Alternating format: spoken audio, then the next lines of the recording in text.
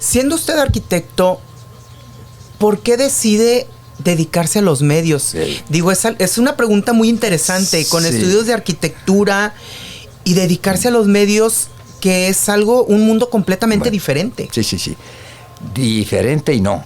Porque a cualquier estudiante que tú le preguntes de arquitectura, te va a decir que pasamos muchas horas frente al respirador dibujando. Y para poder dibujar un plano de instalaciones eléctricas, sanitarias, un plano estructural, una perspectiva, cortes estructurales y demás, o sea, todo es muy laborioso y a veces es cansado. Y si tú no tienes algo que te esté suavizando esas horas de estar ahí pegado, ¿verdad? Porque tienes que entregar el proyecto mañana. A tales horas, si no te truenan, como a mí me tronaron varias veces por no llevar a tiempo, pero eso luego en su momento te lo digo. Entonces la compañía de la radio, de las estaciones, a mí me empezó a llamar mucho la atención un programa que se llamaba Atardecer Musical de la XCH, la primera estación, por cierto, que una de las primeras estaciones, dicen que la primera estación de América Latina, sí, en el año 1921. El año pasado se hizo una serie de eventos para recordar a los ingenieros Constantino y Luis de Tárnava. Bueno, yo conocí al ingeniero hermano de don Constantino, Luis de Tárnava, porque en una de las materias que llevamos, no sé si el plan de estudios la lleve actualmente, que se llamaba taller de composición, el maestro nos dijo: escojan ustedes tema libre, un proyecto de algo que les guste. Claro. Puede ser una iglesia, puede ser un edificio de apartamentos, puede ser una residencia en una montaña, un museo, una iglesia, lo que ustedes. Y entonces yo le digo: oiga, ¿y si yo hago un proyecto sobre una estación de radio? Ándele, me parece muy original. ¿Por qué? Porque siempre cerca de la facultad, ahí por Padre Mier, entre Galeana y Guerrero, más bien entre Galeana y Leona Vicario, el viejo centro comercial, Ajá. Ahí estaba la XEH.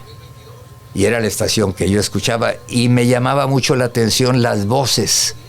Inclusive 3 de ellos después llegaron a ser mis compañeros en cabina y demás, ¿no? Joaquín Iglesias Romero, una de esas voces. Ramiro Garza, don Ramiro Garza, toda una institución. Él en ese tiempo venía y supervisaba a los señores de Tárnava. Estamos hablando de 1900, cuando yo empecé ahí a dar la hora, sería 1958. Ramiro Garza, que era esposo de Carmen Alarrín. Claro. Los sí, abuelos de Mariana Garza. De Mariana Garza, ¿cómo no? Claro. Porque Ramiro es paisano de nosotros. Claro. Nacido en Villa de García y empezó en esa estación. Él era el que la programaba, él fue el que le dio la identidad de la Catedral de la Música. Sí, era, así le identificaban ellos. Entonces, eso del proyecto de una estación de radio me permitió conocer la cabina. Claro. Me dio oportunidad don Luis de Tárnava de conocer, y le dije: pero puedo venir varias veces. Así con... Usted ya tenía... No, yo iba a otra cosa. Sí, usted ya tenía su mirada de que quería estar ahí. Sí, quería ver cómo era eso, ¿no? Y como lo oía, pues conocerlo, ¿no? Conocer las voces para... Yo me imaginaba pues a Joaquín Iglesias Romero de cierta forma y era muy diferente. A mi buen compañero también de esa época, Domingo Arturo García Carrera. De hecho, él fue el que me prestó el reglamento con el que fui a presentar mi examen. Me hice cuate de él, era el que se acercaba más a mi edad. Claro. Los demás eran ya señores así de esas voces graves, ¿no? Pero muy buenos locutores y muy buenos amigos al paso del tiempo. Claro. Entonces, esto me permitió estar yendo 2, 3 veces ahí. Dizque, oiga, me faltaron tomar medidas aquí de lo que es el área de publicidad y donde la discoteca donde guardan. Y no, pásele, hasta que me dijo: mire, cuando venga el joven, le dice el ingeniero, déjelo pasar porque es estudiante. Fíjate cómo se distinguía ya en aquella época. No todos teníamos pues la bendición de ir a una universidad. Claro. Y a mí se me dio esa oportunidad, ¿no? Entonces, mi carrera me abrió las puertas, ¿sí? Que dice, no, ¿cómo de arquitecto a locutor? No, son dos actividades, las dos, y yo me quedé con una. Pero bueno, ¿cómo me quedé con una? Ahí voy. Empiezo yo a decirle a Domingo, oiga, Domingo, ¿puedo venir aquí? Domingo me llevaría por unos, pues máximo 5 años.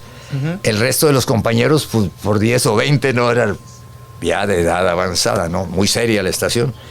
Y dice, sí, vente aquí, güero. Así me dice, bueno, muy bien. Y luego le digo, ¿y si me permite dar la hora? Dice, ¿a poco quieres ser locutor? Le digo, pues realmente sí. A mí lo que me gusta mucho es la música, señor García Carrera, Domingo. Y decía, bueno, mira, déjame decirle a don Luis, porque si le digo a don Constantino, no, porque tu voz, como estás muy jovencito, déjame decirle a don Luis.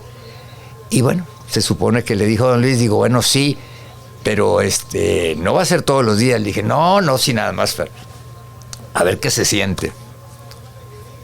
Empezó esto así como un juego, y luego, déjame presentar un disco. Porque la temperatura, la identificación y la hora. Y luego ya ya cuando agarré un poquito de confianza, déjame presentar un disco. Bueno, ándale, y al cabo ahorita el ingeniero no está en la ciudad, no te van a oír. Bueno, órale. Y me acuerdo del disco que presenté. ¿Cuál fue el disco que presentó? El amor es una cosa esplendorosa, de Ray Conniff.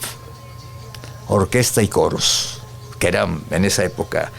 La música de la XSH era de toda un poquito, pero le daban mucho preferencia a la música instrumental. Claro. Y ahí es donde entraban las grandes bandas, concierto en miniatura de los programas aquellos. Entonces, atardecer musical.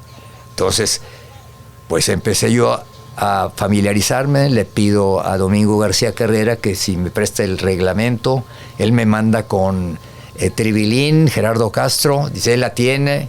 Voy allá, cerquita del Mercado Juárez, ahí al lado de la cantina Lontananza o algo así, y me presta y voy y saco la copia y con esa me voy a México y obtengo mi licencia de locutor.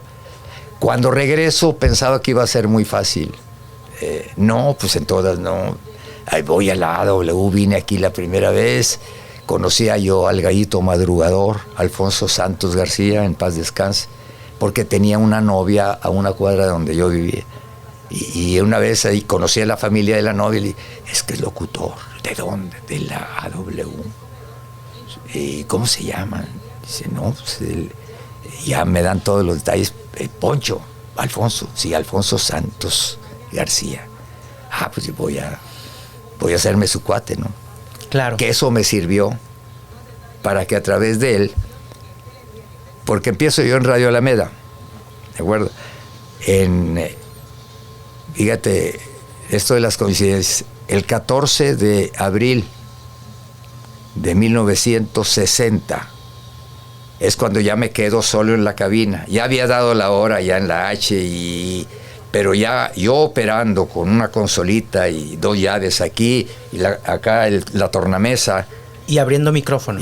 No, yo solo, porque no tenías operador. Ajá. O sea, tú eras operador y locutor al mismo tiempo. Uh-huh. No había grabaciones, entonces los discos eran de 78 revoluciones y había que ponerle la aguja y a veces entraba ya se oía, ¿no? Sí. Y aquí tenías un librito donde estaba Tintorería La Imperial en Washington, etcétera, etcétera. Aproveche la oferta y se oía donde le daba la vuelta a la hojita, ¿no? Y que no se te cayera porque